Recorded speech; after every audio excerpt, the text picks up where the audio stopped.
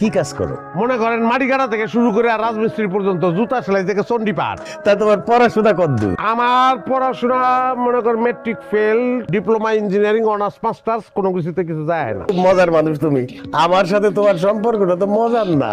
না, আমি মজা করতেছি না চাচা। আমি আপনার বাড়িতে মাটি কাটতে আইছি, ওই যে বাজারে জাফরেলের কাছে আপনি বদলা বুঝতেছেন না, লোক লাগবো, আমি সেই লোক। তুমি রবিন শেখ না?